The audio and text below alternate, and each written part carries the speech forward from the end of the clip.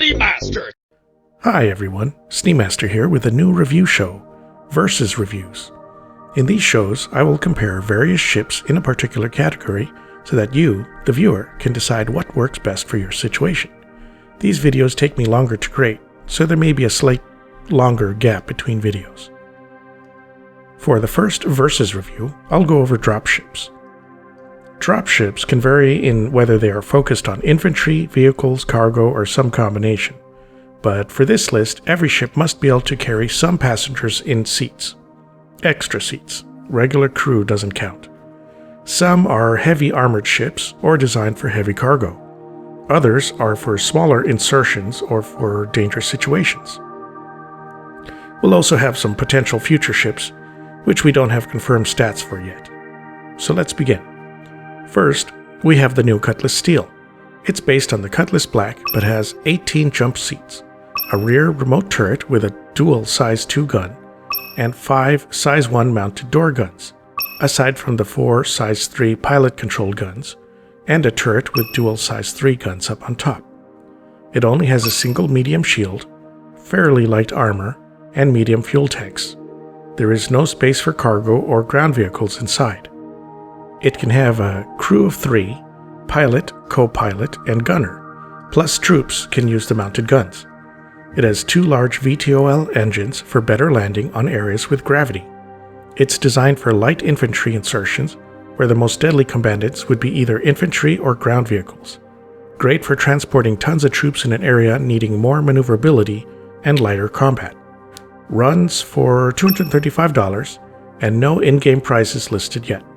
It's not cheap and not the sturdiest, but can hold a lot of troops for its size. The regular Cutlass Black can also function as a light dropship in a pinch. It has 6 extra non-jump seats for infantry, 46 SCU cargo space, or space for a small ground vehicle, or 2, and is only $100. Slightly faster than the Cutlass Steel, it's great for multi-role use, and by far much cheaper. Just missing a few extra guns, so it's better to use it in a smaller, safer troop insertions. Just remember, those extra seats are not officially jump seats, so people sitting in them might shake around a bit. Second, we have the Vanguard Hoplite. It's a variant of the Vanguard series with the same weapons, shields, and armor as the Vanguard Warden. It has 2 medium shields, heavy armor, 1 size 5 gun, and 4 size 2 guns for the pilot, 1 turret with 2 size 2 guns, and 8 size 2 missiles. It has 6 jump seats and weapon racks for them. There is no space for cargo or ground vehicles. It has medium fuel tanks, and it's designed for a crew of 2, 1 pilot and 1 gunner. This ship is designed for more spicy infantry insertions where there might be fighters or other dangers, such as ground weapon installations. It carries fewer troops, but will get them there safer than a Cutlass Steel.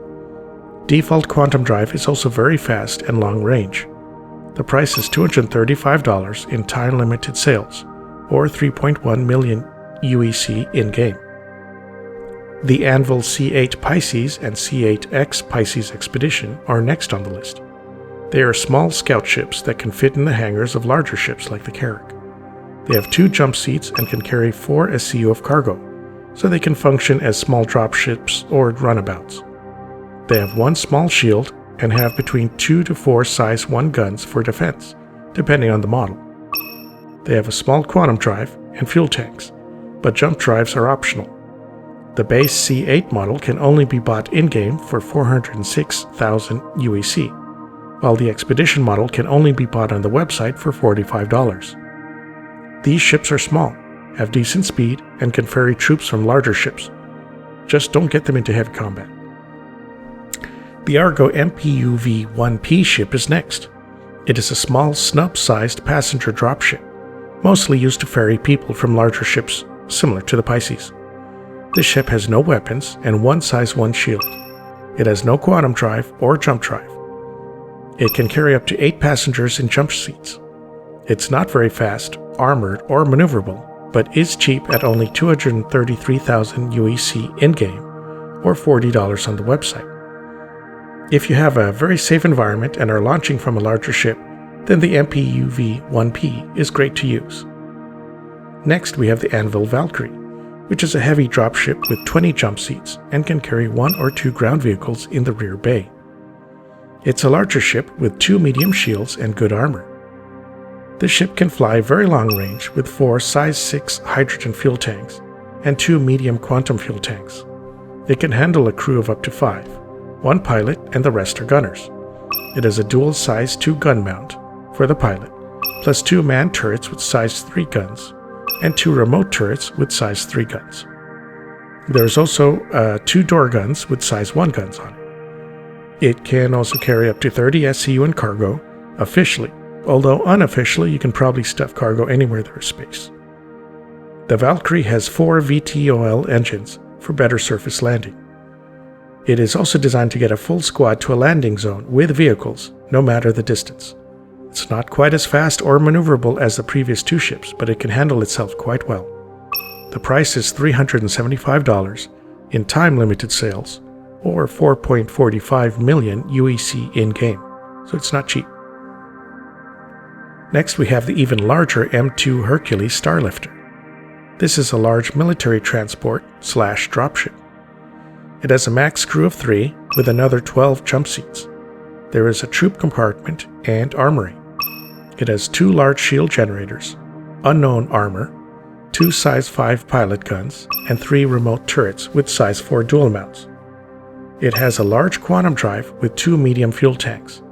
It'll get there fast, but may not have super long range depending on the quantum drive you use. Some drives may use up the fuel quicker, but get you there faster. The M2 can carry up to 522 SCU of cargo, or 2 tanks, or multiple smaller ground vehicles. It has VTOL engines as well, for landing on planets. It is not as maneuverable as the previous ships, and it won't land well in tight confines or uneven terrain, but it is the ship to use if you have to transport a whole platoon with armored ground vehicles, or resupply troops in a dangerous combat zone. It is also useful in a less military role to transport cargo in pirate-infested areas. Just remember, it's a very large target. The M2 is $520 in time-limited sales, or 5.2 million UEC in-game. The Esperia Prowler is a human-modified version of the Tavaran armored dropship. It has 16 drop seats and 2 medium shields. There are medium fuel tanks and quantum drive. What makes the ship unique is the extra armor around the cockpit, the magnetic air shields that allow users to jump out the side doors without losing atmosphere, and the rotating low-emission engines with VTOL. The ship has 2 size 5 guns for the pilot, and 2 turrets with dual size 3 guns.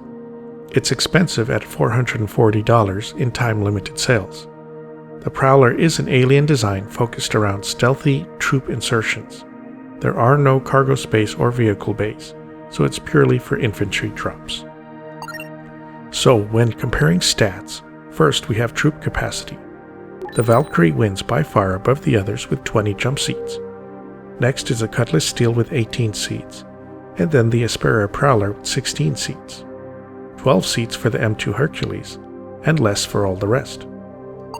For size, we're looking for the ships that can get into the smallest areas, and the MPUV 1P wins here, followed by the Anvil Pisces, and then the Prowler and all the rest after that. Small size is useful when trying to navigate canyons or buildings or dodging weapon fire. By price, the Pisces and Argo MPUV 1P beat all the others at around $40 to $45. Then the Cutlass Black at $100. After that, the Steel and Hoplite match up at around $230. Then the Valkyrie, the Prowler, and finally the M2 Hercules is the most expensive. For stealth, the Prowler wins with the lower emissions, followed by the small size of the Pisces and MPUV 1P. They are hard to get noticed, being so small. Then after that you have all the rest of the ships. Obviously the larger ships tend to make more of an emission detection notice. For ground vehicle insertions, the M2 wins by being able to carry whole tanks. The Valkyrie isn't too far behind, but is limited on the number of ground vehicles and some of the size. And the Cutlass Black can carry 1 or 2 as well. Combat speed. The Prowler wins at combat speed at 178 meters a second, followed by the Vanguard Hoplite at 171 meters a second. The Cutlass Black and Valkyrie are both second at 165 meters a second, and everyone else is slower, with the MPUV 1P as the slowest ship of the bunch. Finally, we have defenses and weapons. This one is trickier to declare. For small infantry insertions, the Cutlass Steel has the most weapons designed against infantry or small ground vehicles. Against larger ground or air targets, then the Valkyrie would be the winner, with many larger guns, and the M2 Hercules just behind it. The M2 has the strongest shields, but the Valkyrie might have stronger armor, once armor is implemented. So that one is a little iffy to determine right now. The Pisces and Argo ships wouldn't last long at all in any combat, so they would be the losers in defense or weapons. So in the end, it really depends on what you need. Do you have a large org or lots of friends? Then a ship with more capacity like the Cutlass Steel or M2 Hercules would be more useful. Dangerous drop zone? Then the Vanguard or Valkyrie might be best. Need ground vehicles? Then the Valkyrie or M2 might be best. Need something cheap or small? Then the Pisces or MPUV might be best, or even the Cutlass Black, as somewhere in between. We also have some future ships which we don't have 100% confirmation of their specs yet until they release. There is the Anvil Liberator, which is a very large dropship. It can carry troops and ground vehicles inside with space vehicles piggyback up top. It has 400 SCU cargo space for $575 on time-limited sales. Not quite sure on ground vehicle space or troop size until it releases. Next we have the Aegis Retaliator with the future dropship modules. We don't have specs on how many drop seats the Retaliator will be able to carry, but the ship has 5 turrets for troop protections, above and below. The drop seat modules will be able to replace the torpedo modules. The ship goes for $275 or 4 million UEC in-game. The Crusader Genesis Starliner might function well as a military large troop carrier, possibly being able to carry somewhere between 20 to 100 troops, maybe more. But we have no confirmation on it, or any variants it may have. Also, it won't be heavily armored or gunned, but for mass troop carrying it should work well. Lastly, you might be able to use the MISC Gemini Starfarer, the RSI Constellation ships, the Crusader Mercury, Drake Corsair, or any freelancer ship as dropships, but they don't have any seats, so they don't officially belong on this dropship list. They can carry ground vehicles of various sizes, but not tanks due to their cargo door sizes. We might see dropship components for the Drake Caterpillar possibly, due to the modularity of the ship, but I have no confirmation on that. Who knows how many troops it could carry like that, but it would be ungainly in a combat situation. So that's it for the Versus review. How did you like it? Do you want more? Let me know. Please like and subscribe if you enjoyed the video. Check out my Patreon if you'd like to help out. You can use my referral code if you're just opening a Star Citizen account to get some extra in-game credits. Alright, catch you all next time.